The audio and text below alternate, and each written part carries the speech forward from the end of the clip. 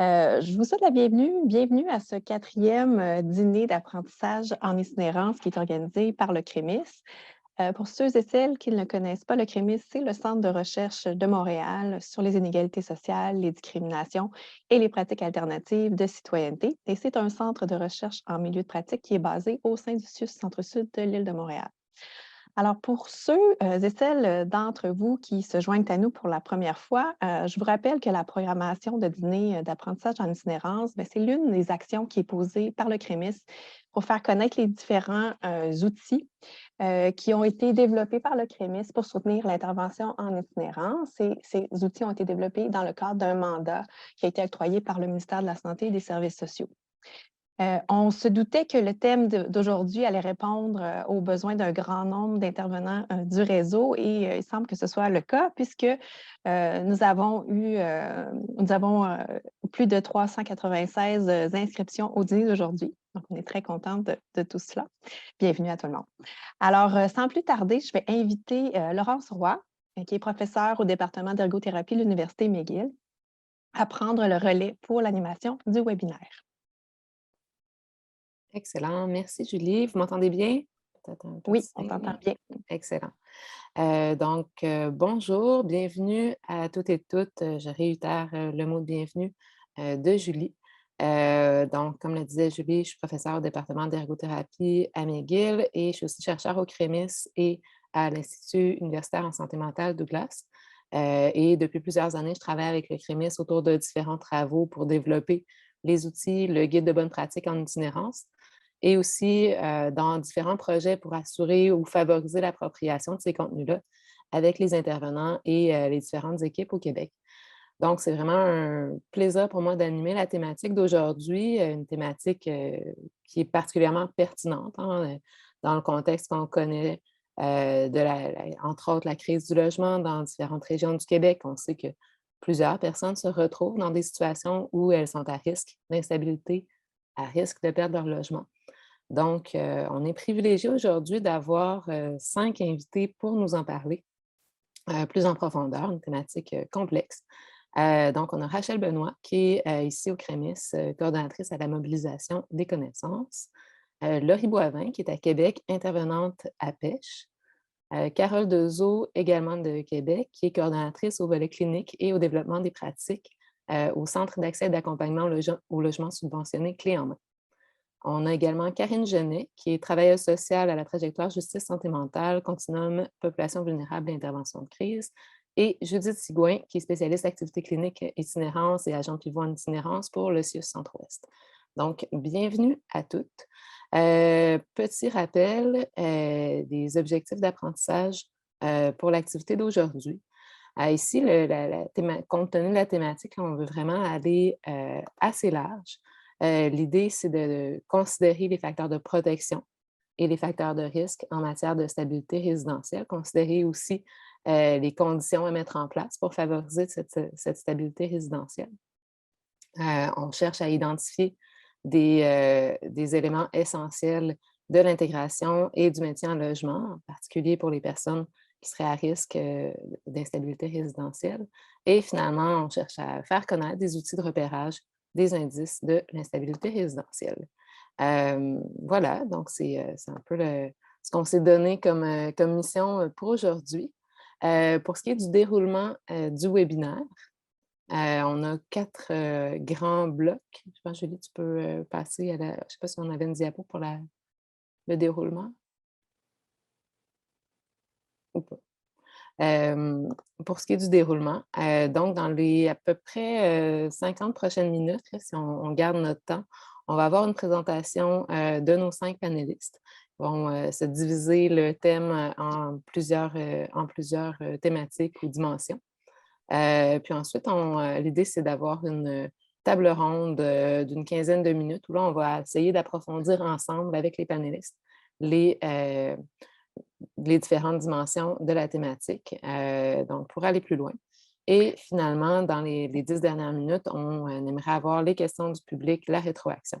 Une des pratiques qu'on aime bien encourager, en fait, c'est de poser des questions ou même d'écrire des observations sur ce qui se dit pendant le dîner d'apprentissage Donc, n'hésitez pas dans la section questions et réponses à dire oui, ça fait écho à ma pratique ou je ne suis pas certaine de comprendre ici cette pratique-là. Vous pouvez vous répondre entre vous. Donc, ça fait un petit volet plus animé, plus interactif. Et puis, après ça, nous, on peut aller regarder ces questions-là, entre autres pour la table ronde et les questions du public. Donc, oui, Laurence, excuse-moi de t'interrompre. non, il n'y a On pas a de eu un problème. petit souci d'ordre technique dans le lien de connexion a fait en sorte qu'on a un petit délai dans la capacité des gens de rentrer puis de se connecter au webinaire. Puis juste avant de passer aux présentations, juste redire, faire un petit pas à l'arrière, là, désolé de revenir sur la programmation, là, mais je voulais juste, pour les personnes qui se sont connectées au dîner tardivement, juste dire que le CREMIS, pour les personnes qui ne l'auront pas entendu, donc c'est le Centre de recherche de Montréal sur les inégalités sociales, les discriminations puis les pratiques alternatives de citoyenneté. Puis donc, comme je le disais, donc c'est une programmation qui s'inscrit dans un mandat qui a été octroyé par le M3S de développer des outils en itinérance. Donc, c'était pour les personnes qui, j'ai reçu un appel de Pierre-Louis me disant que ça a été un petit peu plus problématique. Donc, au moment où on commençait, il y avait seulement une vingtaine de personnes. Donc, je pense qu'on est prêt à reprendre. Je vais arrêter le partage d'écran. Merci et désolée. Il n'y a pas de souci. Donc, on est correct? Tout le monde est là? Super, excellent. Donc, je répète peut-être pour ceux qui viennent de se joindre à nous, n'hésitez pas à mettre dans des questions-réponses des questions, des interrogations, des préoccupations sur ce qui est présenté ou des commentaires à l'égard de ce que ça vous fait vivre, comment ça résonne avec vos pratiques. Puis nous, c'est sûr qu'on va passer à travers tout ça lors des présentations. Alors, sans plus tarder, je vais céder la parole à Karine Genet. Donc, bienvenue Karine et on t'écoute. Bonjour. Alors, je vais partager ma présentation. Bonjour à tous. Karine Genet, je suis travailleuse sociale à la trajectoire justice santé mentale à Montréal dans le cadre des programmes à la cour. Donc, aujourd'hui, je prévois présenter, en fait, accompagner une personne vulnérable, soit dans une instabilité résidentielle, soit dans un moment de passage à l'itinérance. Et j'envisage un petit peu là, commencer par vous parler des mythes, des fausses croyances qu'on a peut-être dans les contextes de ces situations-là, puis un petit peu là, de certaines règles au niveau dans le fond, comment je dirais bien, des facteurs de risque là, de l'instabilité et quelques pistes là, au niveau de comment dans l'intervention. Donc, sans plus tarder, quelques mythes et fausses croyances qu'on a au niveau de l'itinérance ou de l'instabilité. Certaines vont vous résonner, d'autres moins, selon votre cadre de pratique. Donc, sans plus tarder, si l'usager vient pas me voir, est-ce que c'est qu'il veut pas vraiment d'aide? C'est qu'il est pas prêt à recevoir de l'aide? Il est toujours en retard, il manque des rendez-vous, il est pas vraiment intéressé?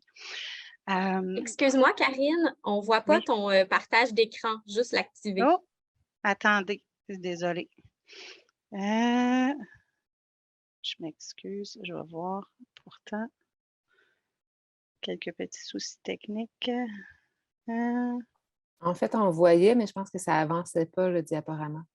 OK. Donc, juste revoir. Partager l'écran. Donc, on va y aller avec l'écran complet. C'est toujours à ce moment-là hein, Oui. OK. qu'on voit bien. Et voilà, super. Merci OK. Karine. Merci. Donc, ce que je disais, dans le fond, l'usager ne vient pas me voir, il ne veut pas nécessairement recevoir d'aide, il est toujours en retard, il manque ses rendez-vous, il n'est pas intéressé.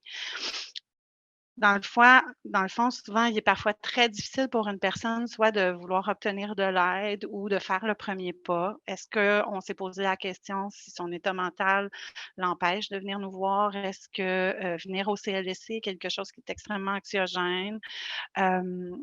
Est-ce qu'il a la capacité mentale actuellement de se souvenir de quand a lieu votre rendez-vous? Est-ce que sa situation fait en sorte que la présence à des rencontres fixes est difficile? La consommation, l'hospitalisation, des démarches, donc ce qui fait en sorte que sa situation bouge, au quotidien. Est-ce que vos rencontres sont planifiées dans des heures où il doit faire la ligne, comme on dirait là, pour obtenir un hébergement? Il doit se mettre, en place là, à des heures précises pour être sûr d'avoir un endroit pour dormir. Est-ce qu'il a déjà fait face bon, il a déjà fait face à une situation d'instabilité. Il a su s'en sortir, il a les moyens et les ressources pour s'aider. Comme, mythe, ben, chaque situation d'instabilité résidentielle peut avoir une cause ou une façon différente de la résorber. C'est pas parce qu'une personne a nécessairement eu un épisode d'instabilité dans le passé, que celle-ci est pas différente, puis qu'il y a pas nécessairement besoin d'aide pour approcher, puis qu'il y a pas les ressources à ce moment-ci pour s'aider. Ex Important d'explorer, chaque situation et de comprendre l'ensemble des trajectoires de la personne, puis la nouvelle phase là d'instabilité qu'il vit aujourd'hui. Face à une situation d'itinérance ou d'instabilité résidentielle, mieux vaut aller en ressources d'hébergement. S'il dort dans la rue, dormir dans le quartier Saint-Michel versus dormir au centre-ville, y a-t-il vraiment une différence? Hem, Faut pas oublier que parfois un hébergement temporaire pour certaines personnes, c'est beaucoup plus difficile que de passer une soirée dans un café ou des nuits dans sa voiture. Aller dans un dortoir à 8 personnes, c'est pas nécessairement toujours donné à tout le monde. Des fois, ça peut être difficile. Donc, certaines situations vont faire en sorte que la personne va préférer demeurer dans sa voiture ou aller prendre un café le temps de résorber sa situation. Est-ce que l'environnement de la personne, ou l'endroit qu'il fréquente, sa routine qu'il se crée dans le quartier où il est plus sécurisante que de changer dans un secteur où il y a peut-être plus de ressources pour l'aider. Des fois, son environnement va être un peu plus sécuritaire pour lui s'il est habitué d'avoir sa routine, d'aller dans un Tim Hortons au coin, d'avoir des gens qu'il rencontre. Donc, pas nécessairement toujours, de changer d'endroit.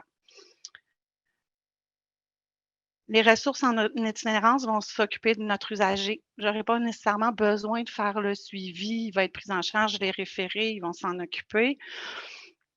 Si on prend en considération le nombre de personnes dans les ressources est parfois important par rapport au nombre d'employés. Parfois, la personne va passer d'une ressource à une autre. Elle dormira pas nécessairement toujours dans les mêmes ressources. Notre présence va peut-être, en tant que suivi, être la seule stabilité qu'il va avoir pendant cette période-là, d'où l'importance de la maintenir. Puis des fois, devant des situations complexes, ben, on n'est jamais trop d'intervenants, donc on va pouvoir travailler, de concert avec les intervenants, des ressources, communautaires. Ici, on n'a pas vraiment de ressources ou de lieu pour lui venir en aide. Il serait mieux à Montréal, à Québec, à Sherbrooke. Là, je parle, tu sais, des fois, les régions versus les grands centres. On s'imagine que, il y a plus de services pour, la personne qui va pouvoir l'aider. Mais déraciner une personne n'est pas nécessairement toujours une bonne solution. Des fois oui, mais des fois non. Donc, des fois, ça va faire en sorte qu'on va l'isoler davantage, qu'on va lui faire perdre ses repères. Si parfois les régions manquent de ressources, les grands centres, eux, ont une surpopulation, de gens dans le besoin et arrivent pas toujours non plus à suffire à la demande. Donc, il n'est pas rare qu'il va y avoir des gens qui vont se retrouver dans des hébergements dans les grands centres et qui vont se faire refuser une place, dans une situation où, l'itinérance parce que juste ou d'instabilité, justement parce que les ressources sont pleines. Et parfois, en envoyant une personne dans un grand centre, ben, on va l'enraciner dans une situation d'itinérance ou d'instabilité versus on va travailler avec lui là dans le secteur où il est déjà. Et même s'il a perdu son logement, il va arriver à en trouver un, à se relocaliser. Il y a plein de ressources dans les logements, et de logements disponibles. On le sait depuis, quelques années, là, c'est de plus en plus difficile d'avoir, des logements à coût raisonnable. Ça se fait de plus en plus rare. Une personne qui serait même évincée, par exemple, d'un HLM, va vivre des conséquences importantes de perdre cet accès-là, d'où la prévention va être importante parce qu'il peut être barré, pour avoir des loyers modiques pendant des fois plusieurs années. Différents facteurs de risque liés à l'instabilité résidentielle. Il y en a qui vont vous parler, il y en a qui vont moins vous parler. Certains sont plus méconnus que d'autres. On va parler de rupture, de changement de statut. On va parler de situations de violence conjugale qui vont amener soit la personne victime ou la personne agresseur à devoir quitter le logement et de vivre une situation difficile ou d'instabilité résidentielle. Une perte d'emploi, de revenus, des changements dans les conditions de vie de la personne va pouvoir avoir un impact sur l'instabilité résidentielle. On en parle beaucoup actuellement, la hausse des coûts à la consommation et des loyers va faire en sorte qu'on a de plus en plus de gens qui n'étaient pas dans des situations d'instabilité résidentielle qui maintenant se retrouvent à avoir encore plus de difficultés à ce niveau-là. Des problèmes de consommation, de drogue, de jeux et d'alcool qui vont amener la personne parfois à perdre son logement ou à avoir des difficultés à payer son loyer. On a des problèmes de santé physique et de santé mentale. On va penser à la multiplication des problèmes de santé physique, une persistance d'une maladie, des hospitalisations multiples ou prolongées, des hospitalisations à répétition, qui va faire en sorte que la personne, des fois, ne sera pas chez elle ou ne paiera pas son loyer, va perdre ses repères à ce niveau-là. Des conflits avec les propriétaires, le concierge ou le voisinage, des situations qu'on va voir à répétition qui vont faire en sorte parfois que certaines personnes vont être évincées de leur logement. On va penser à des situations d'appels répétés au 911, donc les autorités sont là de façon récurrente et ça va amener, entre autres, certains conflits avec les propriétaires, les concierges, le voisinage, ou des fois, c'est des appels répétés pour des situations de crise qui vont faire en sorte que sur le long terme, la personne va peut-être perdre son logement.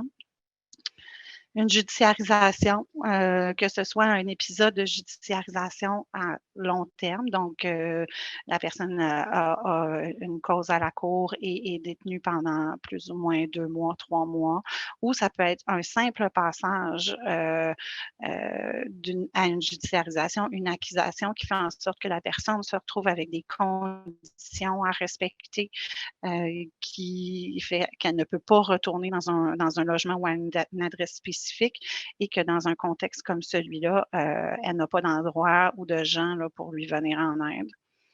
Et les situations de crise de façon que la personne peut vivre, là, qui vont l'amener à perdre parfois là, vivre une instabilité résidentielle, soit se retrouver dans un centre de crise ou de perdre son logement. Et on a aussi les problèmes d'encombrement, d'insalubrité, des situations d'éviction qui vont amener parfois là, des épisodes d'instabilité résidentielle. C'est quoi accompagner une personne et maintenir le lien dans une situation où il y a un risque d'itinérance ou d'insalubrité résidentielle? On va parler peut-être que lors d'une première demande, valider la personne, elle aimerait mieux nous rencontrer où, à quelle fréquence, comment on peut organiser là, ces rencontres-là. On va parler aussi, quand c'est possible, d'essayer d'établir un premier contact dans le milieu, aller faire la rencontre dans son logement actuel si on sait que la personne va perdre son logement. Des fois, la situation va faire en sorte que le milieu va nous parler puis va nous expliquer encore davantage c'est quoi la problématique au niveau de résidentiel qui est là. Des choses que parfois la personne ne pensera pas à nous dire nécessairement. Éviter les 10 travaux d'Astérix pour obtenir des services. Ici, on parle là d'éviter les facteurs d'exclusion, de référence. Il n'appartient pas à mes services.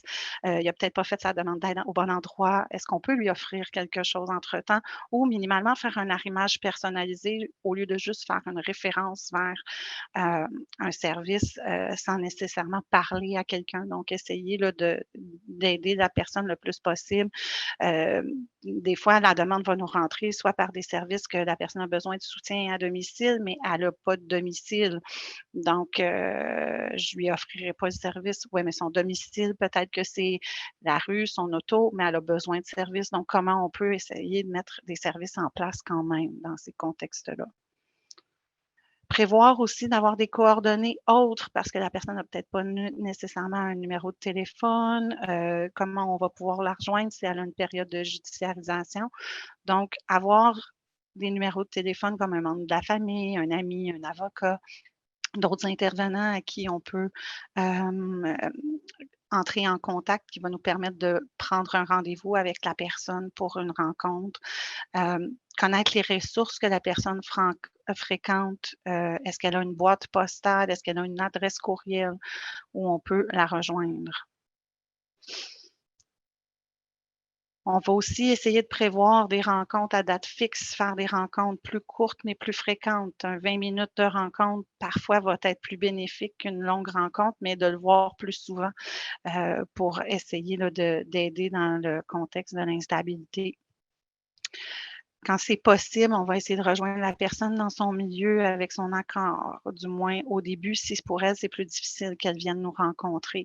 On peut penser à, dans certains contextes, des fois, à aller la rencontrer lors de son rendez-vous d'injection avec une infirmière, aller dans un organisme communautaire où elle va pour ses repas. C'est peut-être plus facile pour elle à ce moment-là de nous rencontrer, prévoir un rendez-vous dans un café qu'elle fréquente ou voir un petit peu là, aller la voir chez elle s'il y a un risque de désorganisation et que c'est plus difficile pour elle là, de venir au CLSC. On pense que le chez elle, mais c'est une ressource, son auto. Ça peut être un dessous d'autoroute, un bar de parc. Ça nous amène à faire des interventions dans un contexte un petit peu plus flexible à ce niveau-là. Soutenir la personne dans ses démarches, accompagner ne veut pas nécessairement dire faire avec, mais c'est aussi faire à la place, pardon, là, mais faire avec. Puis faire avec, selon la personne qu'on a en avant de nous, ben, des fois, ça va être plus large. Puis éventuellement, la personne va être capable d'en faire plus par elle-même. Prendre le temps de regarder c'est quoi les points de repère importants que la personne est là actuellement, parce que ces points de repère-là sont peut-être sa stabilité, puis c'est ce qui va l'aider là, dans le contexte, sa routine, le lieu qu'elle fréquente, les organismes, tenter de maintenir au moins ce qui est important le plus possible pour garder le plus de stabilité dans une période d'instabilité. Et si la personne fait face à une période de détention, puis de judiciarisation ou d'hospitalisation, ben, c'est de maintenir le lien. Des fois, ça va être des rendez-vous téléphoniques, même si la personne est en période de détention ou en période d'hospitalisation, qui va permettre qu'on continue quand même le suivi. Tout ça va faire en sorte qu'il y aura des défis non négligeables que l'intervenant va devoir composer, intervenir avec plus de flexibilité. Ça peut vouloir dire aussi des fois que si on va la rencontrer dans un milieu autre, ben, il n'y a pas de local pour la rencontrer. Il y a des défis avec la confidentialité. Ça se peut qu'on va devoir prendre en considération certains risques au niveau des interventions dans le milieu. Comment on va mettre en place des interventions sécuritaires, prévoir y aller à 2 quand c'est possible, se donner le droit de poursuivre l'intervention quand il y a un risque là, qui se présente, de ne pas poursuivre, excusez, l'intervention s'il y a un risque qui se présente, puis se retirer, faire appel aussi à des équipes de crise spécialisées quand c'est nécessaire.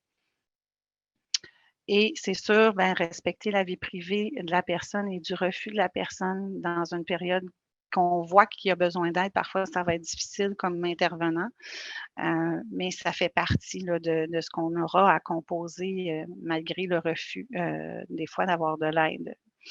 Des fois, il y aura un premier refus, puis on continue notre intervention et puis éventuellement, avec la confiance, la personne va accepter certaines interventions qu'on va faire.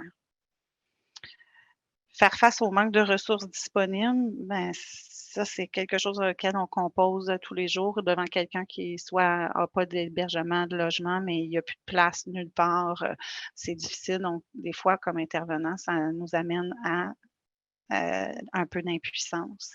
Et l'importance, ben, c'est un défi, travailler avec les différentes ressources communautaires, les différents intervenants. Des fois, on est 3-4 intervenants de différents milieux à travailler ensemble pour aider la personne. C'est aidant et c'est essentiel, mais oui, c'est complexe, puis il faut apprendre à se faire confiance à travers ça. Mais faire face à l'impuissance, puis faire face et faire preuve d'humilité devant la personne, devant l'usager. Des fois, reconnaître que même nous, on ne sait pas par quel bout prendre la situation, ça peut aider la personne à y faire face, puis à se sentir en confiance avec nous. Mais c'est un défi de tous les jours de faire face à l'impuissance. Donc, pour moi, ça faisait le tour. C'était un wrap-up très, très, très rapide. Super, merci beaucoup, Karine. Je vais juste attendre que voilà, merci. Excellent. Tu sais, je pense qu'on commence vraiment avec des recommandations très concrètes, très fines dans des pratiques qui ont porté fruit de ton côté. On a 2-3 petites minutes de retard, donc j'enchaînerai tout de suite avec la prochaine présentation, celle de Rachel Benoît. Donc, Rachel, je te laisse le flambeau. Bonjour tout le monde, est-ce qu'on m'entend bien? Super. Alors, on va changer un peu l'angle, en fait, pour que on m'a demandé, en fait, de venir vous présenter les contenus qui ont été produits par le CREMIS pour soutenir l'intervention en itinérance.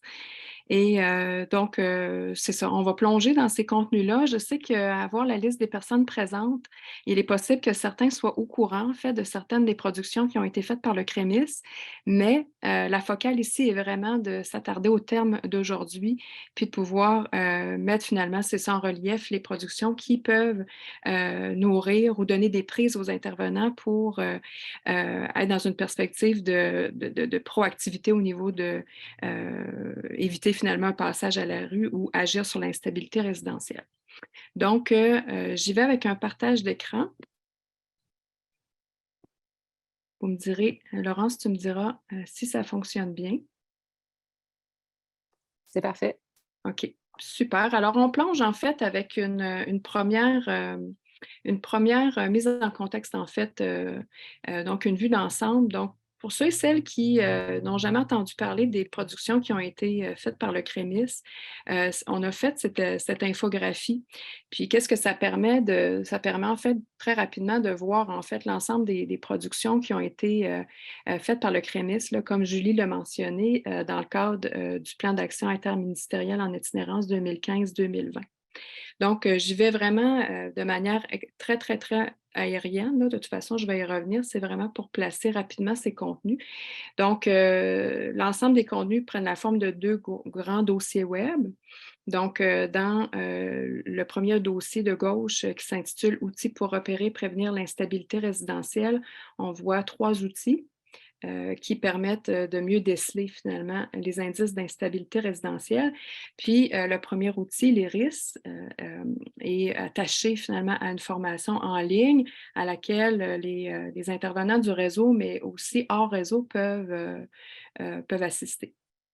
Donc, je m'arrête là pour l'instant. De toute façon, je vais y revenir. Il y a aussi un deuxième dossier web qui s'intitule « Guide des bonnes pratiques en itinérance ».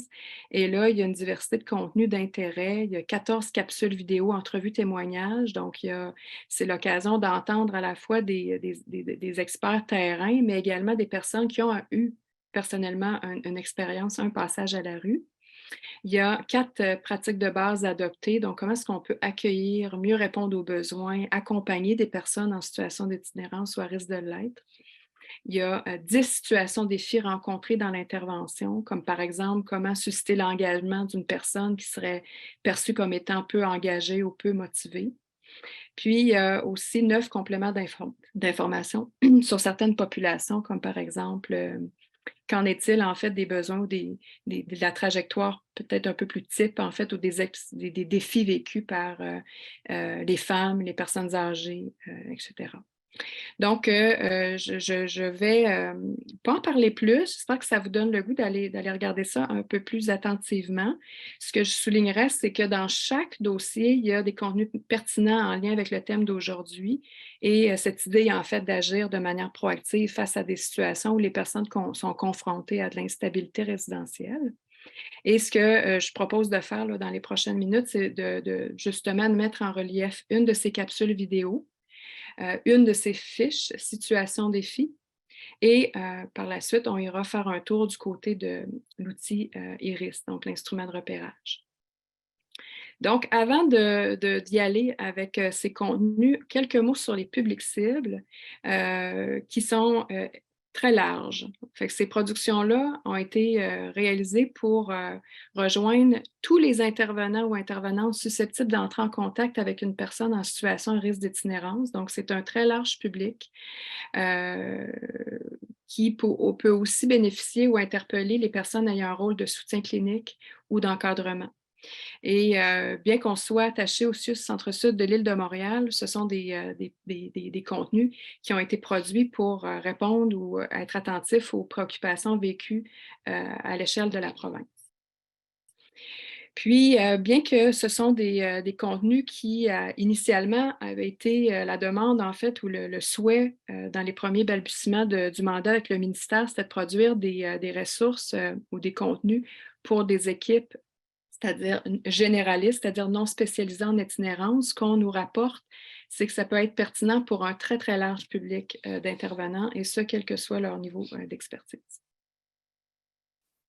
Donc, plongeons, pour vous donner un peu le ton du guide, on va y aller avec la capsule vidéo suivante.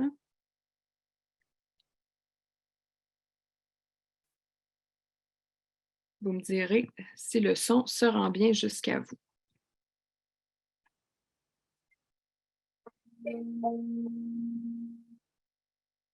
Comment on peut agir en prévention auprès des gens qui sont à risque de se ramasser à la rue?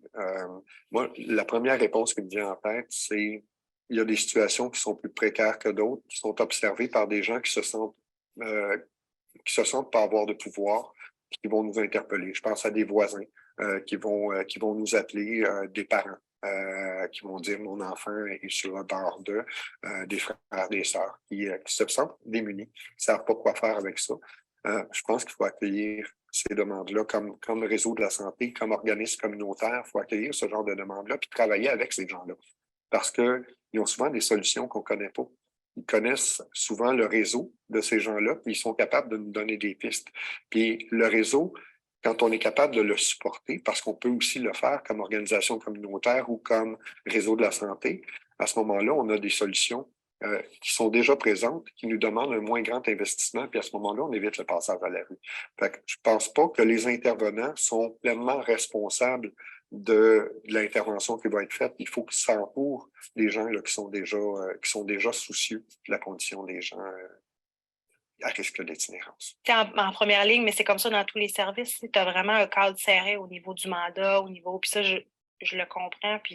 Mais des fois, quand on a quelqu'un, qu'on a le feeling qui est à la rue ou qui va être à la rue, le fait d'élargir un tout petit peu, pas d'élargir, mais d'assouplir le mandat pour X raisons va faire en sorte que la personne va tranquillement intégrer le service ou ne se retrouvera pas à la rue, ou des fois, c'est juste le petit lousse de plus qui va faire qu'on va être capable de l'imbriquer dans nos services puis d'y donner un coup de main, que d'avoir un cadre rigide qui va faire que ça va décourager la personne puis qu'elle va se retrouver à la rue.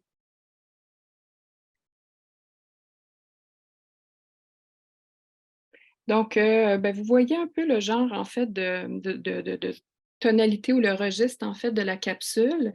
Ce que ça permet, en fait, de mettre en relief cette capsule, c'est un point au niveau de l'élaboration du guide des bonnes pratiques en itinérance, soit le maillage étroit entre la recherche, qu'est-ce que la recherche dit sur les bonnes pistes d'intervention, ce qui est à privilégier, mais aussi l'expertise qui émane ou qui est très riche au niveau des équipes cliniques. Donc, voilà pour ça. Puis là, je vais prendre quelques minutes, en fait, pour regarder la fiche qui fait écho à cette capsule, soit la fiche qui s'intitule « Agir sur l'instabilité résidentielle pour prévenir le passage à la rue ». Alors, c'est une fiche qui d'environ une vingtaine de pages qui peut être téléchargée sur le site web du CREMIS. Je vous montrerai tantôt comment. Et d'emblée, d'entrée de jeu, là, dans l'introduction de la fiche, on présente ces questions. Donc, comment intervenir auprès d'une personne qui vit de l'instabilité résidentielle?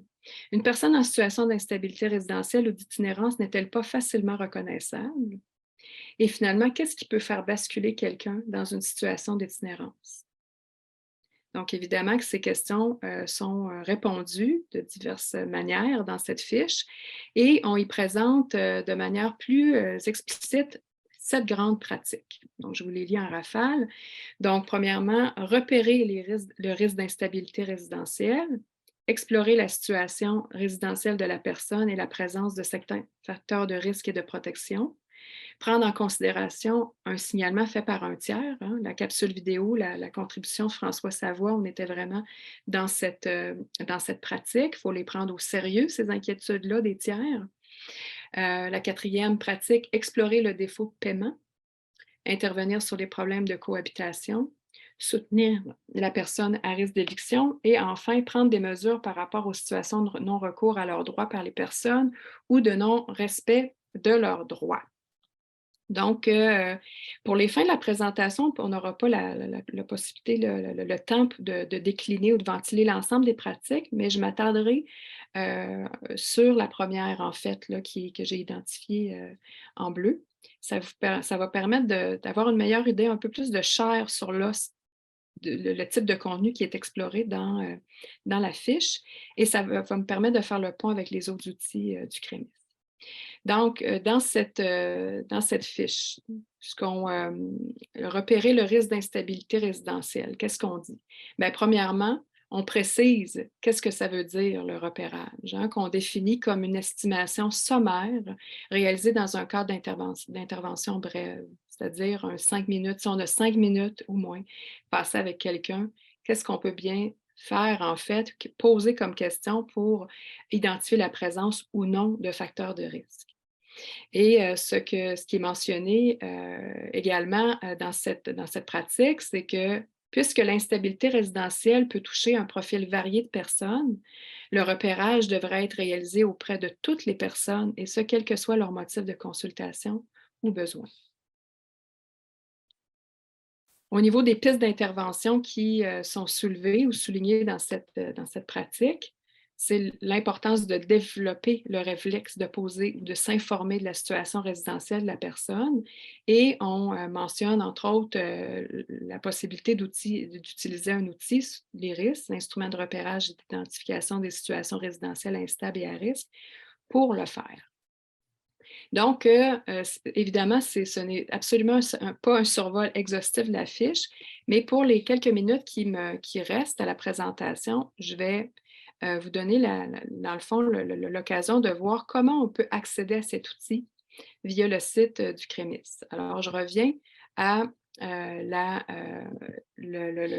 mon écran, en fait, et je m'en vais sur le site web du CREMIS, donc www.cremis.ca. Et sur la page d'accueil du CREMIS, on peut accéder au dossier, soit par le menu ici, et on clique sur Dossier, ou on peut aussi accéder au dossier thématique par le biais de cet encadré rouge. Et là, si on clique sur Savoir plus, ça nous mène au dossier thématique. Et pour accéder à l'IRIS, à l'instrument, on va aller dans ce dossier. Donc, ce dossier, dans le fond, replace ou réitère là, les grandes lignes que j'ai présentées plus tôt. Donc, ce sont des outils qui permettent de nourrir le jugement clinique, qui permettent d'explorer plus facilement les indices d'instabilité résidentielle. Et on peut accéder à l'IRIS par le biais de ce menu ici.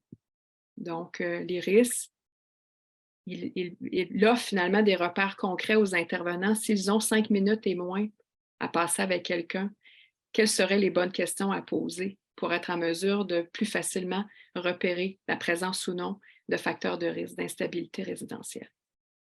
Donc, on peut télécharger ici le guide d'accompagnement de l'IRIS.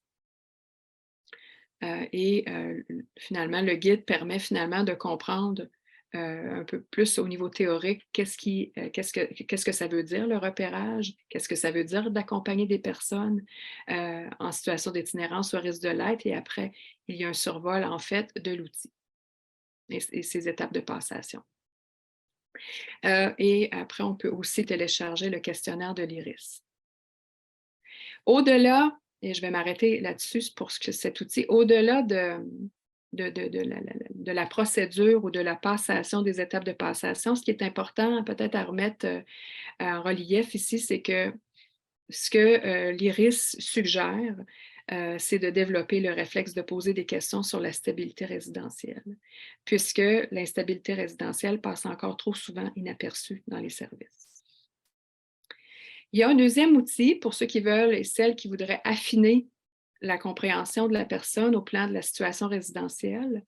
On peut y explorer différentes dimensions telles que l'environnement résidentiel, la santé mentale, physique, les dépendances. Et cet outil permet, et j'insiste sur ce point, à la fois d'identifier les facteurs de risque, mais également les facteurs de protection que la personne a. Donc, c'est vraiment penser avec cet équilibre de pouvoir aussi mettre en évidence ou en valeur les forces de la personne. Dernier point, avant de donner la parole, je crois, à Judith, je m'en vais dans l'autre dossier web simplement pour vous faciliter la vie quand vous voudrez accéder aux fiches.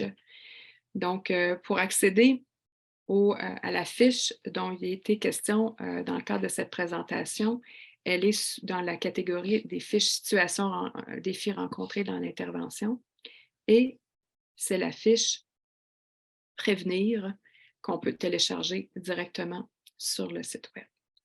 Alors, c'est ce qui clôt en fait la présentation. Encore une fois, les contenus qui sont en ligne pourraient être d'intérêt pour vous.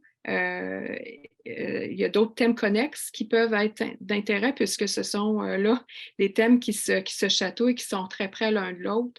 Alors, vous irez faire un tour en fait sur le site web du CREMIS pour vous nourrir. Ce ne sont pas des productions qui ont été développées pour être dans une logique de prescription ou d'imposer en fait des pratiques, mais vraiment plus comme une sincère invitation à réfléchir à nos pratiques.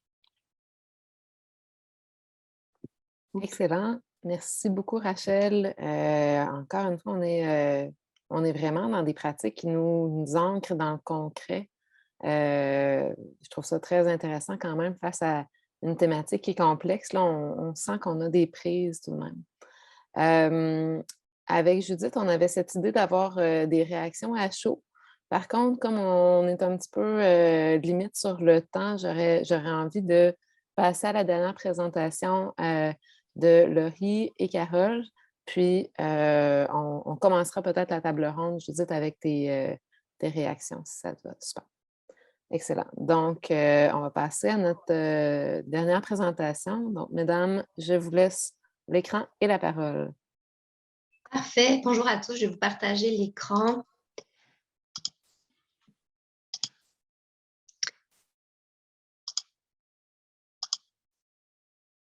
Alors, est-ce que tout le monde voit bien?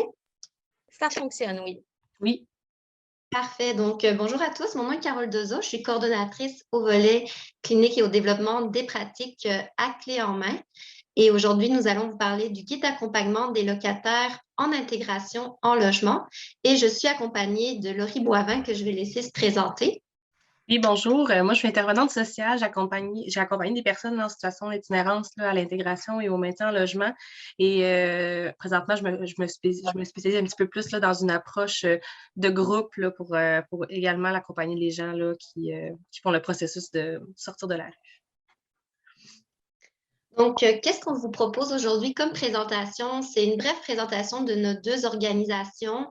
Ensuite, nous allons vous parler du contexte de l'étude d'où est tiré le guide qui s'appelle le programme Clé en main Capitale nationale des pratiques exemplaires d'accessibilité et de soutien hors logement auprès des populations ayant des enjeux de santé mentale, de dépendance et d'itinérance. Laurie et moi, on a toutes deux participé comme intervenantes à cette étude-là, mais cette étude-là, en fait, a été faite par M. Paul Morin, M. Geoffrey Lien et Alexandra Vallée. Par la suite, on va vous parler de collaborations intersectorielles qui sont, selon nous, une clé au centre là, de la prévention de l'instabilité résidentielle. On va vous faire une brève présentation de la démarche qui a mené au guide et vous présenter un exemple de thème qu'on retrouve dans le guide sous forme d'un récit de pratique. Donc, je laisserai Laurie présenter le programme Porte-Clés. Oui, donc le programme Porte-Clés à Pêche, ça s'inscrit en fait dans un projet qui était d'abord concerté.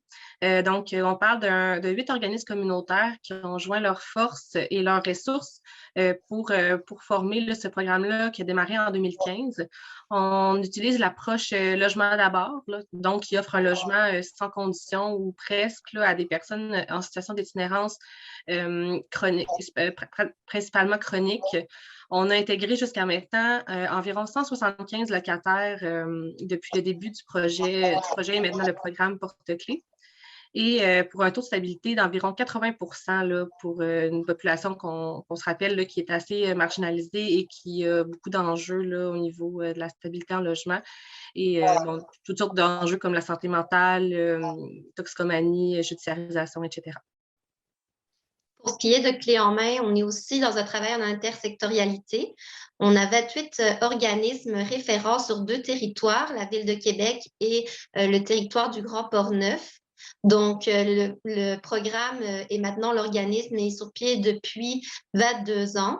La mission, c'est d'intégrer également des personnes en logement subventionné avec un accompagnement, surtout par le PSL, le programme de supplément au loyer. Et toutefois, comparativement au programme Porte-Clés, les personnes ont peut-être besoin d'une moins grande intensité d'accompagnement parce qu'ils n'ont pas spécialement vécu un épisode chronique d'itinérance et ils sont déjà accompagnés depuis 6 mois par un de nos partenaires référents. Donc, en tout, il y a 479 locataires qui sont intégrés en logement avec accompagnement. Et nous avons aussi développé un service de prévention de l'instabilité résidentielle qui permet de recueillir des références de toute personne vivant en logement social sur la Ville de Québec et à risque de perdre leur subvention. Donc, on reçoit environ 70 situations par année, en plus des locataires que nous avons aidé à intégrer en logement avec nos partenaires référents. Donc, on a un taux de stabilité résidentielle autour de 95 %. Donc, au niveau du contexte d'études, je commencerai par expliquer un peu qu'est-ce qui avait motivé en fait les 3 chercheurs là, qui sont M. Morin, Lin et Mme Vallée. En fait, là, c'est qu'ils se sont rendus compte que dans la littérature, il y avait peu ou presque là, de faits plus concrets que au niveau des bonnes pratiques. Donc, c'est-à-dire là, comment s'articule l'intervention auprès des personnes qui vivent des situations d'itinérance et comment bien les accompagner. Donc, ils se sont joints à plusieurs partenaires, dont le programme Clés en main, le programme Porte-Clés, l'Institut universitaire de première ligne en santé et services sociaux, de l'Estrie, le Centre intégré et des services sociaux également, le Centre hospitalier universitaire de Sherbrooke. Donc, M. Paul Morin était issu de l'École de travail social de l'Université de Sherbrooke. C'est une étude qui a été permise puisqu'elle est financée par le ministère de l'Économie et de l'Innovation. Ce qui caractérise aussi la recherche, c'est que ça s'est vraiment articulé dans une démarche de transfert de connaissances.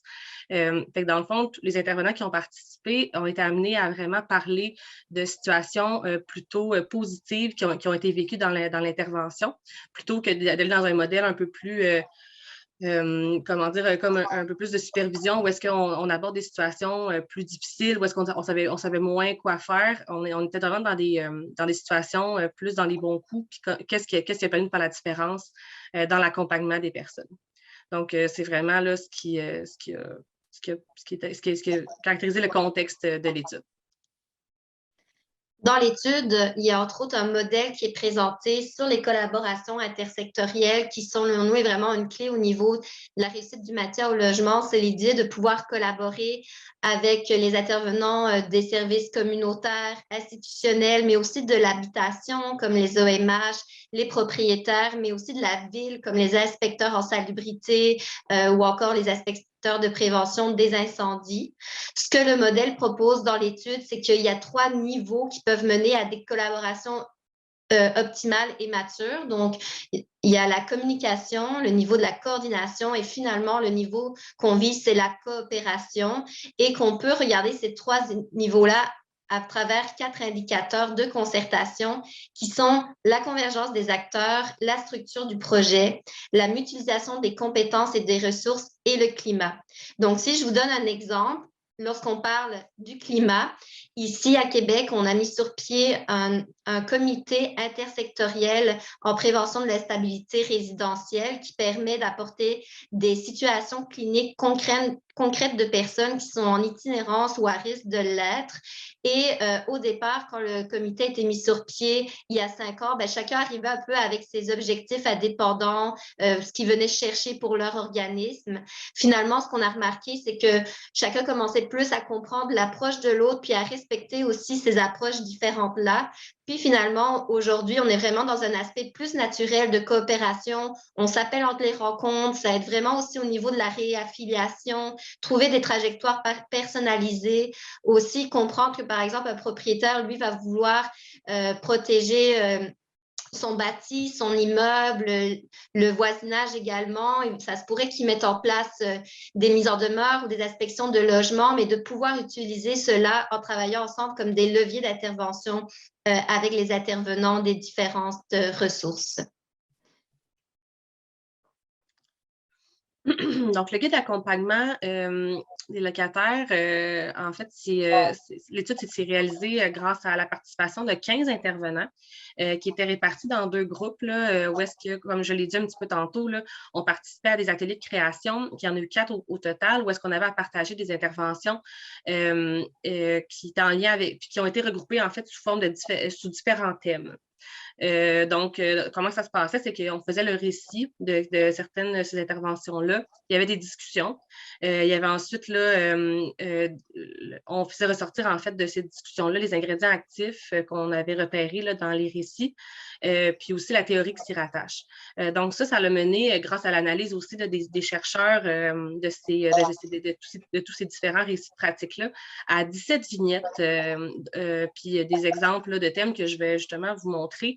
Donc, il y en a 17, je ne les lirai pas toutes, mais on parle entre autres là, de la fois où j'ai su comment responsabiliser le locataire face à ses nouveaux rôles et responsabilités, la fois où j'ai su comment intervenir de manière adéquate dans un contexte de médiation entre le locataire et son propriétaire, ou comment j'ai su susciter l'alliance avec un propriétaire dans la résolution d'un problème vécu par le participant. Donc, ces 3 exemples, là, comme vous voyez, qui sont tous rattachés à l'intervention au quotidien auprès des personnes qu'on accompagne en intégration et en maintien en logement. Donc, ça m'amène à vous parler d'un exemple plus concret. Donc, on avait le thème 4, qui est la fois où j'ai su comment soutenir le locataire dans un épisode de détérioration de son état mental au bénéfice de sa stabilité résidentielle. Donc, comme les étapes qu'on a énumérées tantôt, il y a eu l'intervenant qui a amené son récit, donc qui parlait d'une situation où est-ce que l'homme qui l'accompagne au fil de ses visites a un discours plutôt inconstant par rapport à son sentiment de bien-être dans le logement. Il n'y a pas beaucoup de sens relié à ça. Son logement est presque vide, il n'y a pas de bruit. Donc, il nomme pour la première fois à un moment donné aussi qu'il veut quitter son logement. Il vit beaucoup de solitude, des questionnements sont constants. Puis que malgré là, plusieurs interventions de l'intervenant, c'est ça. Il dit que finalement, ce qui ressort, c'est que la personne ne se sent pas connectée à l'actualité, au monde qui l'entoure. Ce qu'on sait aussi, c'est que la personne, quand on en approfondit, quand on voit la situation complète dans le guide, c'est que la personne vit un conflit interne par rapport à la façon qu'il y avait avant de se connecter quand il était dans la rue. Donc, c'est ça. Ensuite, la deuxième étape était que les intervenants qui participaient au groupe aussi avaient des questions de clarification, donc depuis combien de temps que la personne était accompagnée, c'est quoi les activités que le locataire faisait au quotidien aussi, puis aussi là, un peu de répertorier c'est quoi les interventions qui ont été faites de la part de l'intervenant.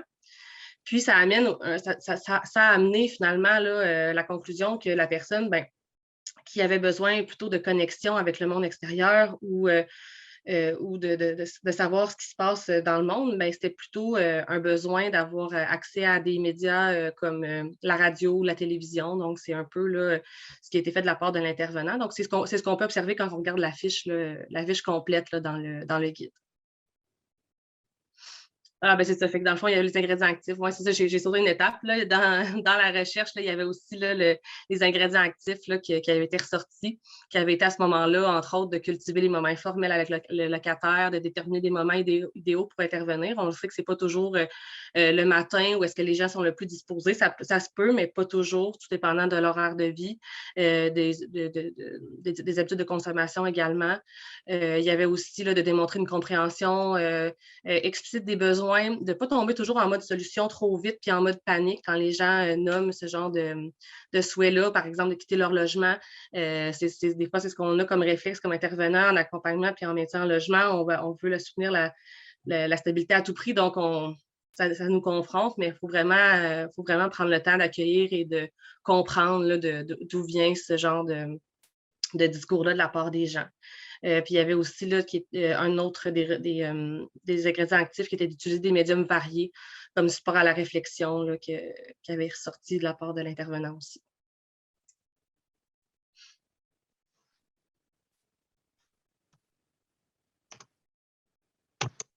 Donc, nous sommes déjà rendus à la conclusion. Notre vision du travail pour les 2 prochaines années est vraiment une vision qui se base sur le travail intersectoriel. Donc, nos 2 programmes Clés en main et Porte-clés se sont vraiment rapprochés au cours des derniers mois puis des dernières années. Donc, les 2 programmes offrent, oui, des logements subventionnés avec accompagnement, mais l'idée, c'est de pouvoir regarder ensemble les demandes de la population, les demandes de logement, pouvoir étudier celles-ci, pour voir c'est quoi le besoin de chacun pour pouvoir attribuer le bon type de programme à la bonne personne plutôt que de travailler en silo, chacun recevoir nos candidatures, etc. De pouvoir aussi mettre en commun nos ressources. Puis, ce qu'on constate, c'est vraiment un désir là, sur le territoire de la Ville de Québec de travailler en intersectorialité, de mieux connaître aussi qu'est-ce que chacun fait, quelles sont les ressources sur le territoire. Donc, entre autres, actuellement, il y a une analyse du parcours résidentiel en itinérance qui a été menée par le CIUS, auquel ont participé de nombreux partenaires.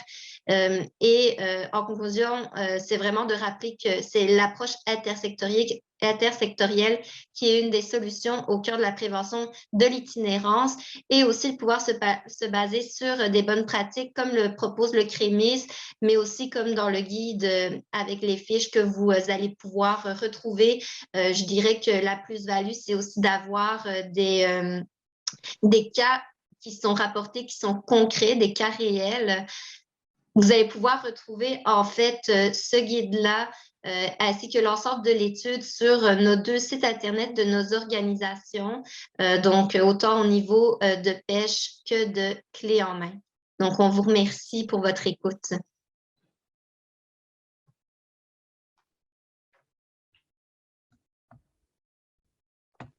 Excellent, merci beaucoup. Une présentation vraiment très, très intéressante, pertinente, qui nous amène un peu ailleurs. Donc, ça complète pour les panélistes, et merci pour tout le monde qui met des réactions. C'est très chouette, ça rend ça un peu plus interactif.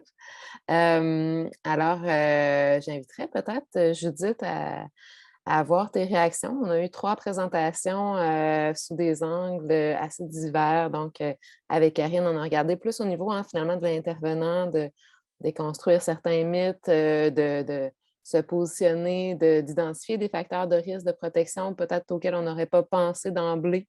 Toute cette idée de se déraciner, de perdre ses repères. Et aussi des façons de maintenir le lien malgré tout, malgré la grande instabilité. Avec Rachel, on s'est tourné sur des outils de formation, d'information aussi, outils assez concrets pour repérer des situations de cet ordre-là. Et avec Laurie et Carole, on est allé plus large aussi d'identifier des bonnes pratiques, mais comment est-ce qu'on peut travailler ensemble. Fait que pas mal d'informations, beaucoup d'ancrage, de prise, je trouve, sur une thématique qui est complexe. Peut-être tu peux nous dire quelques mots sur ton travail, puis aussi sur comment tu reçois tout ça. En fait, merci beaucoup pour les présentations parce que je pense que ça aborde effectivement plein d'aspects de la réalité des intervenants qui travaillent auprès des personnes vulnérables en général. Donc, moi, je suis travailleuse sociale de formation. Je travaille dans le CIUS Centre-Ouest. Je suis agent pivot maintenant, puis coordonnatrice clinique pour une équipe, l'équipe Connexion, donc qui suit les personnes qui peuvent vivre une situation d'itinérance ou qui sont en risque. Mais c'est ça, j'aimerais revenir sur des points qui ont été dits. Dans le fond, tu sais, déjà, dans la présentation de Karine, je trouvais ça intéressant, le mythe par rapport au déracinement. C'est vrai que des fois aussi, on oublie que la perte, l'éviction, la perte de logement, ça veut dire aussi être déraciné. Puis être déraciné, ça veut dire aussi rentrer dans une précarité financière encore plus importante. C'est comme si ça coûte cher d'être déraciné de son milieu, en fait. Puis des fois, on l'oublie, puis ça fait une espèce de cercle vicieux qui peut ancrer la personne dans une situation encore plus vulnérable. Le déplacement coûte cher, la nourriture coûte cher quand on ne connaît pas les ressources au départ. Donc, tu donnes l'exemple de quelqu'un de Saint-Michel qu'on va envoyer au centre-ville parce que les ressources sont là, mais si la personne ne sait pas où elle peut aller manger, elle n'est pas nécessairement à l'aise d'aller dans des centres qu'elle ne connaît pas, tout ça, ça peut revenir encore plus précarisant, finalement. Donc, je trouvais ça intéressant comme mythe à défaire aussi, là, que bon, on va l'envoyer à un autre endroit, tout ça, puis on va finalement l'isoler encore plus. Puis aussi, tu parlais des points de bascule en itinérance. Puis, tu sais, justement, les transitions entre les services, entre les différentes institutions, les personnes qui vont être judiciarisées, qui vont être incarcérées, qui vont être hospitalisées aussi, ça sort dans les portraits de l'itinérance, tout ça. Puis, ce que je trouvais intéressant aussi, c'est ton exemple de la maison d'Astérix, parce que c'est souvent ça le problème, au final, ces points de bascule-là, dans les services, du moins institutionnels.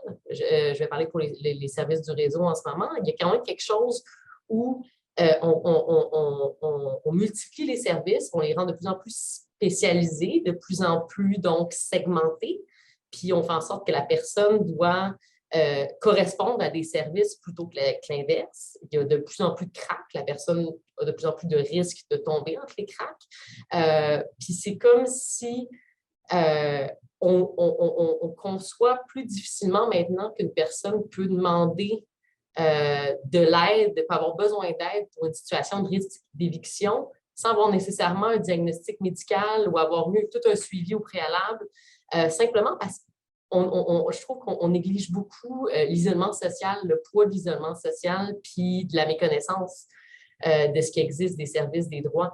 Et on néglige énormément ça. Et donc, quand les personnes viennent demander de l'aide, souvent, il n'y a pas vraiment de réponse pour ces personnes-là, un peu n'importe qui, pas connues, qui sont pour la première fois en situation d'itinérance. Donc, bref, je trouve que ça fait partie des mythes aussi. Je voulais réagir aussi à l'outil de dépistage présenté par Rachel. Je trouvais ça vraiment pertinent, justement, à généraliser dans les services parce que je pense que c'est vraiment quelque chose, on n'a pas tendance à aller explorer l'instabilité résidentielle. En général, ce n'est pas quelque chose, à part quand on a accès au domicile de la personne. Puis les gens qui travaillent dans les centres de jour communautaires ou dans des CLSC ont pas toujours tendance à aller chez la personne si ce n'est pas le besoin. Donc, si on n'a pas accès au domicile puis qu'on ne trouve pas des papiers de la régie, on ne voit pas un trouble d'accumulation, on n'a souvent pas tendance à aller explorer ça. C'est comme une partie intime de la situation de la personne qu'on prend un peu pour acquis, puis ça devrait peut-être plus être le cas en 2022, vu la propagation de l'instabilité résidentielle dans les grands centres, en tout cas. Donc, moi, j'ai beaucoup de références comme équipe dans un CLSC, autant du communautaire que du réseau, pour des personnes qui sont en éviction imminente, alors que ça aurait peut-être pu être prévenu, effectivement, et qu'ils étaient déjà suivis par des intervenants. Donc, je pense que ça va être quelque chose vraiment utile. Puis, comme tu dis, c'est une invitation plus qu'une obligation, mais je pense que ça peut être vraiment intéressant. Puis pour revenir à la présentation de Carole et Laurie par rapport à l'intersectionnalité, moi, c'est ça qui m'a beaucoup parlé dans votre présentation parce que je pense que, comme on s'était déjà dit préalablement, là, je pense que la lunette du dédoublement des services, il faudrait finalement l'enlever parce que les situations sont rendues tellement complexes, les gens sont tellement rendus isolés que des fois, les services, c'est vraiment eux, leur réseau. T'sais. Et à un moment donné, il faut que le filet soit plus solide qu'une seule équipe, un seul intervenant. Et c'est là qu'on va être gagnant, je pense, en mettant plusieurs expertises ensemble parce que c'est multiproblématique. Donc voilà, moi, ça serait mes réactions un petit peu comme ça, rapidement. On t'entend pas, Laurence. Oui, non, après des années de Zoom, j'arrive encore à me laisser en sourdine. C'est super. Écoute, je rebondirai un peu sur tes questions. Puis là, j'ouvrirai à l'ensemble des panélistes. J'ai aussi en tête, j'essaie d'intégrer différentes choses parce qu'il y a des questions hyper pertinentes dans les questions-réponses. Je pense qu'un des points que les participants, je trouve ça drôle d'utiliser spectateurs, je vais y aller avec participants. Un des points que les participants soulignent, c'est qu'il semble qu'on ait des angles morts. Puis là, je m'adresse à tous les panélistes. Il semble qu'on ait certains angles morts ou certains secteurs. On a parlé de collaboration intersectorielle qui semblent moins présents ou avec qui ça semble plus difficile ou il semble qu'on ait des angles morts.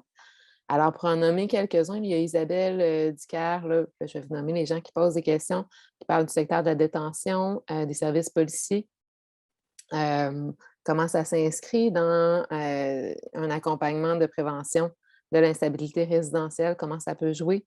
Il y a Alexandre qui nous parle du rôle de l'emploi, tout le secteur de l'emploi. Est-ce qu'il y a un rôle à jouer de ces services-là dans la prévention du risque d'itinérance, d'instabilité résidentielle, le secteur du handicap, de l'immigration. Donc, on a plein, en fait, il semble que les gens dans la salle identifient plein d'acteurs ou de secteurs avec qui on pourrait collaborer, mais ça semble plus difficile. Peut-être j'aimerais ça vous entendre sur une approche intersectorielle, mais large, là, qui inclut ces différents acteurs-là.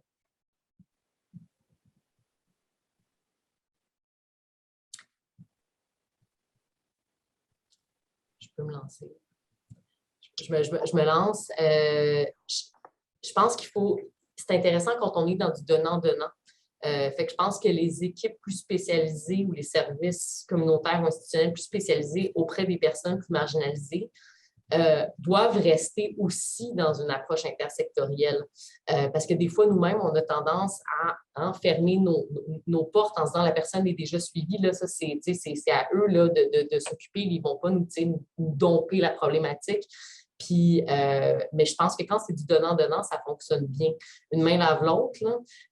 Donc, que les équipes un peu plus spécialisées en travail de outreach, travail de proximité, puissent donner des co-suivis, des collaborations avec des équipes peut-être moins outillées, moins habituées à une population qui peut vivre l'itinérance. Fait que je pense que ça peut être intéressant d'être dans le co-suivi, d'offrir aussi du support clinique aux autres équipes. Puis dans ce sens-là, on risque de peut-être rendre plus flexible l'inverse aussi, là, la collaboration, j'ai l'impression. De mon côté, c'est comme ça que je le vis. Tu vois, dans une même continuité, moi, je dirais aussi sur peut-être favoriser des partenariats avec des sorties des gens, par exemple, de l'accueil, l'entrée des services, là, que les gens soient moins...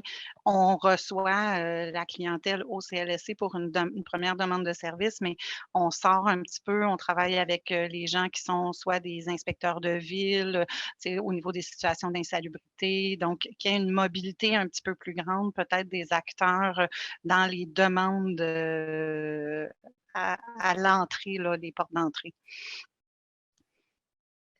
Puis, si je peux me permettre, en complément, des fois, qu'est-ce qui peut nous freiner, par exemple, de collaborer avec des propriétaires ou la police ou les inspecteurs? C'est un peu, on est pris dans notre rôle de professionnel au niveau de la confidentialité où on peut craindre que ça amène des conséquences pour la personne, mais le fait de se retrouver sur des comités et des tables communes qui sont intersectorielles, ça permet de discuter justement de ces enjeux-là et qu'au moment venu, qu'on a une situation, on est beaucoup plus rassuré d'aller vers ces collaborations-là parce qu'on sait qu'on a tous le même objectif qui est prévenir que la personne perde son logement, par exemple. Donc, ça permet vraiment de, finalement, plutôt que de voir l'application de certaines mesures, par exemple, des fois, ça va être des inspections d'un inspecteur de la ville ou d'un propriétaire ou l'intervention de la police, mais finalement, ça peut être davantage des leviers d'intervention avec la personne. Puis là, c'est de trouver la bonne manière de le faire tout en conservant notre secret professionnel ou d'autres choses, mais il y a vraiment moyen de le faire. Moi, ça arrive souvent que j'ai des intervenants qui m'appellent, puis pour avoir un rôle conseil dans une situation, puis je les questionne s'ils ont pris contact avec le propriétaire avec l'accord de la personne, bien sûr, puis des fois, les intervenants peuvent être un peu réticents, mais finalement, ils voient tout de suite la plus-value d'avoir été chercher cette collaboration-là.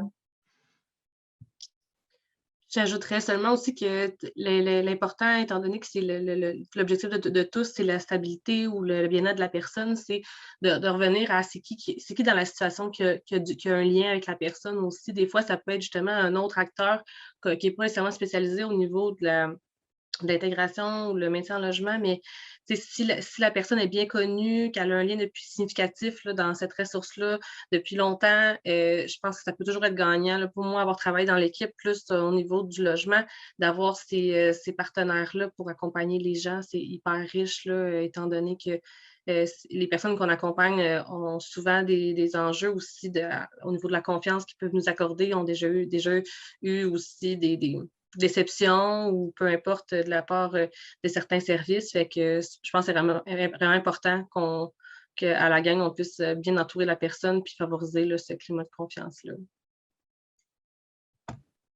Excellent. En tout cas, ce que je peux vous dire, c'est que vous n'avez peut-être pas le temps de regarder toutes les questions-réponses, mais les gens adhèrent à cette approche intersectorielle, puis considèrent aussi que c'est une pratique à consolider puis à bonifier avec le lot de défis que ça peut amener. J'aurais tendance à ouvrir un peu sur un élément qui est peu ressorti, mais qui me semble pertinent. Là, on a parlé au tout début d'enjeux structurels dont on sait qu'ils sont importants, qui sont en émergence. Karine t'a parlé de hausse des coûts de consommation, des loyers, la crise du logement qu'on vit actuellement, les changements amenés par la pandémie. Comment est-ce que finalement ces éléments-là ont eu un impact sur vos pratiques? Peut-être qu'est-ce que vous diriez aux intervenants qui font face aux mêmes défis que vous? Ça peut être autant dans l'intervention avec les personnes que dans ces éléments-là de collaboration intersectorielle. Prendre soin beaucoup des propriétaires, je dirais. Là, nous autres, je sais que le programme actuellement là, est vraiment dans comment voir ses pratiques à ce niveau-là. Clé en main aussi a accès à cette ressource-là, mais on s'est doté d'une agente au logement qui ne porte pas le même nom là, chez Clé en main, mais qui est vraiment là, la personne qui fait le lien entre les intervenants, le participant au programme, puis les propriétaires pour vraiment là, préserver ce lien-là privilégié avec les propriétaires si jamais il y a des choses qui se passent au niveau du logement. On le sait, là, il y a vraiment une crise du logement, fait que les logements s'envolent super vite. Fait que si on veut être capable de mettre la main sur des logements, il faut que les propriétaires acceptent des fois aussi, nous autres, vu qu'on a de la paperasse à faire avec l'OMHQ, un petit délai, et on sait qu'ils prennent des gens qui leur apportent un certain lot de risques aussi. On ne sait jamais là, au niveau de comment ça peut se passer. Ils ont plus ou moins de référence ou d'expérience en logement aussi parfois. Fait qu'il faut vraiment que le lien avec le propriétaire soit très bon, harmonieux, qu'on réagisse vite quand il se passe des situations problématiques aussi dans les logements. Puis là, c'est rendu tout à fait incontournable là, comme donnée, là, étant donné la situation actuelle, je dirais. Moi, j'ai envie de dire quand même, tu parlais de grandes choses comme une pandémie ou la crise du logement, quelque chose de plus large que ça. Je pense que rapidement, ça fait prendre conscience à tous les services que l'itinérance, ça va malheureusement toucher un peu tout le monde. Et au même titre que les personnes, les équipes spécialisées doivent développer leurs expertises auprès d'autres populations comme les familles, malheureusement, les personnes avec des statuts d'immigration précaires, au même titre que les gens qui travaillent, par exemple, à Praïda ou au maintien à domicile avec les personnes âgées ou avec les familles vont devoir s'outiller puis aller développer leur connaissance par rapport à l'intervention auprès de personnes qui sont en risque d'itinérance. Donc, je pense que c'est dans ce sens-là que moi, j'ai vu ma pratique changer depuis 2018, je vous dirais. Là. Les collaborations peuvent être difficiles encore, mais sont comme rendues un petit peu obligatoires, je vous dirais. Puis ça, je le sens dans les services. On a l'impression que les gens se rendent compte que le problème est comme plus ou moins contournable maintenant. Là. Puis, tu sais, moi, de mon côté, j'ai vu beaucoup avec les dernières années là, des situations de santé mentale se détériorer, puis des gens qui, dans leur logement, ça fait en sorte qu'ils ne sont pas capables de le maintenir. Puis jusqu'à quel point on peut considérer que ça devient une certaine dangerosité pour la personne là, de se retrouver à la rue évincée. Puis c'est quoi les mesures qu'on peut prendre en amont comme intervenant quand la personne ne collabore pas? Est-ce qu'on peut aller jusqu'à des fois des requêtes en évaluation psychiatrique pour éviter des situations où la personne va se retrouver en évincée de son logement puis qu'elle va vivre une précarité. Donc, c'est revoir certaines notions des fois là, de c'est quoi la menace à l'intégrité qu'une personne peut vivre et est-ce que perdre un logement devient une menace à l'intégrité qui nous permette d'agir comme intervenant quand elle n'est pas collaborante. J'enchaînerai peut-être tout à l'heure, je pense que c'est Judith qui parlait d'un coût de l'itinérance là, pour la personne, que ça l'amène à avoir plus de dépenses et tout ça. Puis dans le contexte social actuellement, avec le coût du loyer, tout ça, c'est très difficile. Nous, ce qu'on a, en fait, pas nous, mais je veux dire, ce qui est constaté, c'est que une personne qui a de l'accompagnement pour se maintenir en logement, puis qui, par exemple, aurait aussi accès à un programme de supplément au loyer ou à un logement subventionné, c'est environ 10 000 $ par année, la subvention plus l'accompagnement dans le logement, tandis qu'une personne qui se retrouve dans la rue, qui doit interpeller les services d'urgence, le milieu hospitalier, le milieu de la judiciarisation, c'est environ 45 000 $ par année. Puis ça encore, c'est généreux. Là, ça peut aller plus haut selon certaines autres données. Donc, il y a vraiment un avantage, oui, pour le bien-être de la personne, mais aussi un avantage de société là, d'investir dans l'accompagnement au maintien au logement. Là.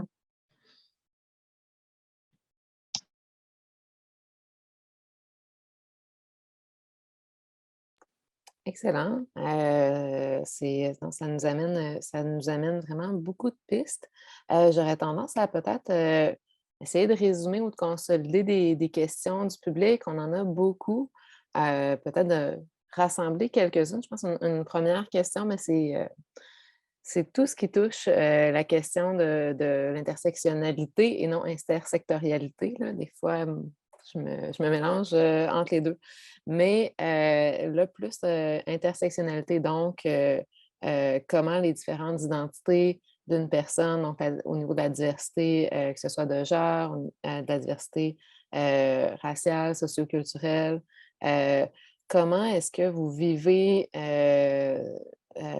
cette intervention-là? Comment est-ce que finalement ça peut être vécu dans vos pratiques d'accompagnement? Comment est-ce que vous vous adaptez à ça? Donc, vous avez comme nommé quelques éléments. Là. Judith a parlé de personnes au statut migratoire précaire, personnes suivies par PRAIDA. Je ne sais pas si vous avez d'autres pistes pour mieux intervenir en considérant cet élément-là.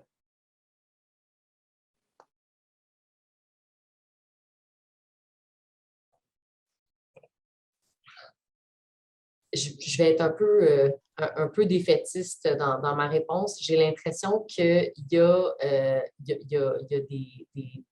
des populations qui, en ce moment, sont tellement peu desservies que les intervenants doivent se montrer juste super créatifs et apprendre sur le tas. Et je pense que c'est un petit peu ça la réponse. C'est quand on pense à des personnes avec des identités de genre qui peuvent être variées, déjà juste vers quel refuge on va aller, vers quel service on va aller, déjà ça, c'est vraiment pas, c'est pas clair la réponse. L'accueil de ces personnes-là dans l'institution est encore assez, on est quelques pas derrière. Donc, j'ai envie de dire, personnellement, comme mes intervenants doivent se montrer créatifs, c'est du bricolage. C'est littéralement rendu du bricolage à ce niveau-là, malheureusement, mais je pense qu'avec un bon lien thérapeutique avec une personne, puis avec un bon lien de confiance, puis avec une bonne volonté, on arrive parce qu'il y a toujours des gens qui ont la volonté quand même autour d'aider. Je dirais aussi que c'est sûr que nous, dans le programme, quand il s'est développé, il y avait toute l'idée que les services en place ne répondaient pas à tous et à toutes. Puis là, ben, à la lumière de ces éléments-là, je pense que c'est la façon qu'on attribue, parce que les places qui sont malheureusement limitées aussi dans le programme, je pense que nécessairement, on vient par considérer ce genre de facteurs-là qui fait que, bon, les gens ont certaines personnes ont moins accès à d'autres types de ressources, d'autres types de services. Donc, étant donné qu'on a quand même de la latitude, nous autres, c'est des logements qu'on trouve plutôt dans le privé avec une subvention. Donc, c'est ça, fait que pour certaines personnes, ça convient mieux.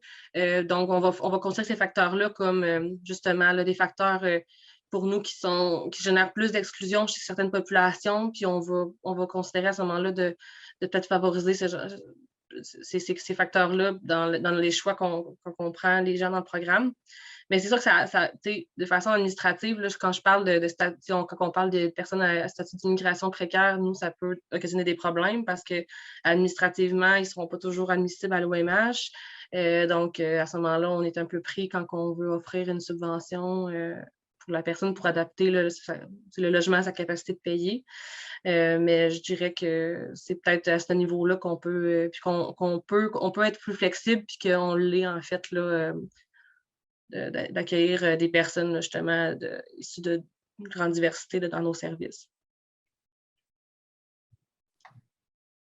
J'ajouterais d'aller chercher l'expertise des organismes qui connaissent vraiment bien la clientèle. On est des généralistes, on ne peut pas être spécialisé pour chacune des situations, mais d'aller, par exemple, je prends l'exemple pour Québec, là, mais de s'associer avec le Centre multiethnique ou le CAI. Je sais qu'à l'OMHQ de Québec, ils ont des agents amis qui prennent du Centre multiethnique qui peuvent appuyer dans certaines situations avec des familles immigrantes.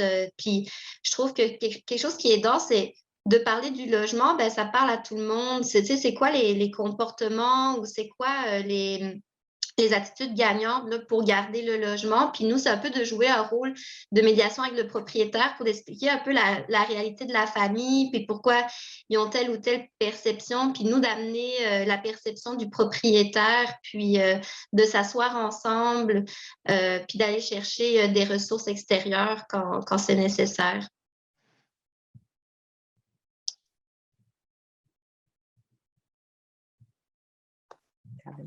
Excellent. Et des excellentes pistes, je pense, de réflexion, des fois pour prendre un pas de recul aussi face à notre pratique et aussi pour mettre des choses en action.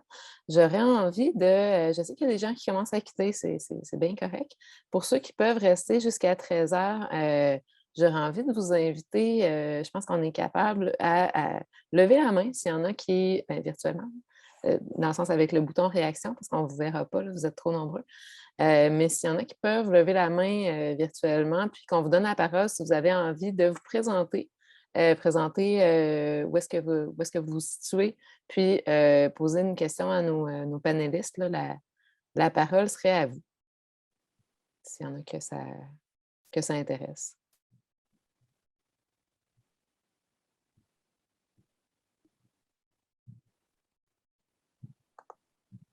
Je ne sais pas si on va y arriver. Sinon, je peux relayer des questions. Ah oui, il y a Martin de Ex-Aequo qui veut prendre la parole. Donc, allez-y, Martin. Oui. Je m'excuse, je n'ai pas votre nom de famille. Oui, Martin Lalonde de Ex-Aequo. Dans le fond, moi, je suis agent de défense collective des droits pour les personnes à mobilité réduite. Donc, je fais moins d'accompagnement, je fais plus la défense de droits que de l'accompagnement, mais de plus en plus, on a des personnes qui nous contactent, surtout avec la crise du logement, les personnes deviennent vulnérables. par exemple, un propriétaire, une personne qui reçoit le PSL, ça doit être renouvelé aux 5 ans et le propriétaire peut juste décider d'y mettre fin. C'est arrivé récemment. Dans le contexte actuel, si la personne habite dans son logement depuis longtemps, ben, le propriétaire peut être tenté de juste soit refuser les adaptations qu'elle a besoin ou simplement décider de mettre fin au PSL. Donc, la personne se retrouve dans son logement qui est plus capable de payer. Donc, c'est des situations qu'on voit de plus en plus. Et dans la question-réponse, justement, c'est une personne qui m'a communiqué que je ne sais juste pas où le diriger parce qu'il ne se qualifie plus au programme de l'OMH. Puis bon, ça c'est une personne en situation de handicap. Je ne connais pas exactement son statut d'immigration, mais ça revient dans 2 semaines avec sa fille de 17 ans, puis il ne sait pas où il va habiter, puis je ne sais pas qui contacter à l'heure actuelle.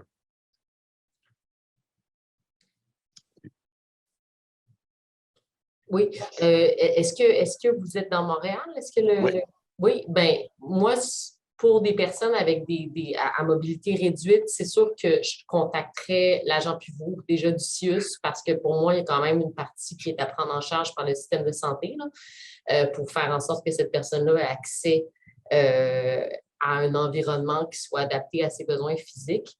Puis, donc, pour moi, il y a le maintien à domicile qui pourrait être contacté dans ce suivi-là, ne serait-ce que pour accompagner vous, Execo, avec des travailleurs sociaux, éventuellement, une fois que la personne, je ne sais pas si elle aura besoin d'être localisée, mais qu'on soit capable d'adapter son domicile par des ergothérapeutes, par des... puis s'assurer aussi qu'il y ait une équipe solide autour d'elle qui puisse... ça fait partie d'ajouter des joueurs là, pour le filet de protection à plus moyen terme. Là. Fait que quelqu'un qui serait... Je ne sais pas si vous avez dit qu'elle est en fauteuil roulant ou... je pense que ça peut être... En tout cas, je pense qu'il y aurait des services de première ligne à domicile à mettre en place si la personne est intéressée. En fait, la problématique, moi, je ne le connais pas personnellement. Il n'est pas au Québec en ce moment, fait que c'est des communications par téléphone. Puis un petit peu difficile à comprendre. Donc, en ce moment, il n'y a pas d'adresse. Ça fait plus qu'1 an qu'elle n'est pas à Montréal. Donc, je ne sais pas à qui m'adresser.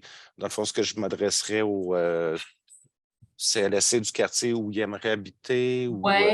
Oui, un peu comme on disait tout à l'heure, je me demande si c'était avec Karine de se rappeler que l'adresse de la personne, c'est un peu où est-ce qu'on est dans une grande instabilité résidentielle, c'est un peu de regarder où est-ce que la personne se tient, où est-ce qu'elle a l'intention d'aller, c'est quoi son quartier d'appartenance plus que de domicile.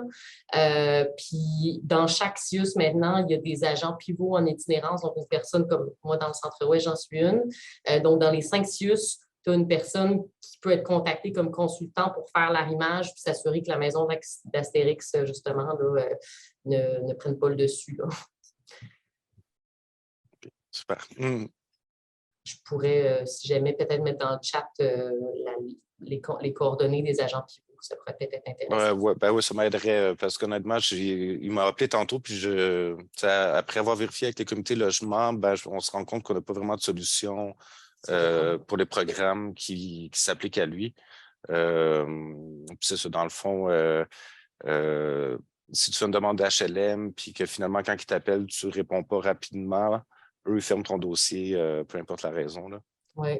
Même si tu es à l'hôpital pendant 1 mois, que c'est la raison pourquoi tu n'as pas répondu, eux, souvent, vont fermer le dossier, puis c'est très difficile de le faire réouvrir.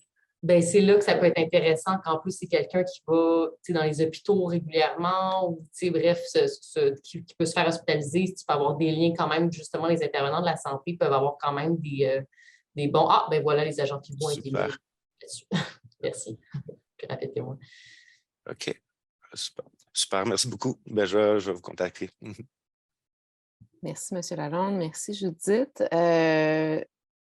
Julie, cadre-moi. Je pense qu'on a... il est 12h58. Je vais quand même respecter le temps là, de nos panélistes puis des participants. Je ne sais pas si tu veux conclure ou prendre le temps pour une dernière question. Je vais mettre le dieu de fermer les questions sur toi. Sur moi. Mais comme on a commencé un peu tardivement, je te dirais, prends une dernière question. Okay. Les personnes, s'ils doivent quitter, on les comprend. Mais une dernière question de vive voix, j'accueillerais, puis ensuite je fermerai. Donc, la prochaine personne qui a levé la main dans la liste, c'est Mme Cossette, mais là, je n'arrive pas à activer son micro. J'ai besoin d'aide. Ah oui, je l'ai vu. Donc, allez-y, puis si vous voulez vous présenter en quelques secondes.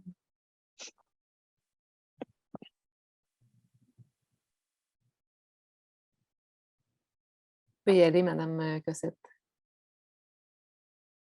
Mais juste ouvrir votre... Oui, désolée, c'était...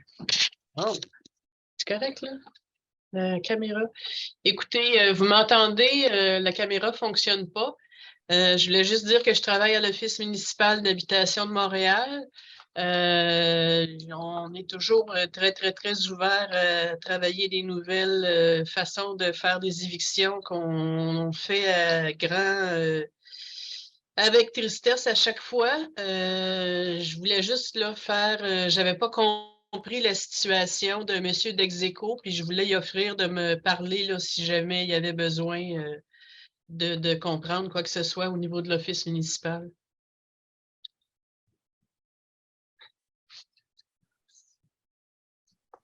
Parfait, ben, merci. C'est bien apprécié. Ben, c'est une question rapide, ça nous aide dans notre gestion du temps. Je veux quand même souligner qu'il y a plusieurs personnes qui ont mis de l'avant la réalité des régions éloignées. On le prend en note. Je pense que il faut être conscient de nos propres angles morts. Puis je pense que ça pourra faire l'objet d'autres discussions, puis de peut-être un thème à explorer dans des activités du CREMIS dans le futur. Je pense qu'on en prend bonne note. Voilà, donc ça termine pour moi. Julie, je te laisse le mot de la fin. Merci beaucoup, Laurence. Merci énormément à ce panel entièrement féminin. Merci aussi à toutes les plus de 200 personnes qui ont participé aujourd'hui au dîner d'apprentissage. Donc, comme je l'ai écrit dans le questions et réponses, l'enregistrement du dîner et les présentations PowerPoint qui ont été partagées aujourd'hui vont être déposées sur la page web de l'événement sur le site web du CREMIS dès que possible. Donc, vous pourrez revisionner, regarder les PowerPoint lorsqu'on sera en mesure de les déposer. Ça ne devrait pas être trop long. Vous allez aussi recevoir dans votre boîte courriel un formulaire de rétroaction. On vous invite vraiment à le remplir. Ça nous aide à savoir ce qu'on fait de bien et qu'est-ce qu'on pourrait améliorer. Donc, on apprécie beaucoup vos rétroactions. Et je me permets, en terminant, de vous inviter à bloquer le 24 janvier 2023 dans vos agendas.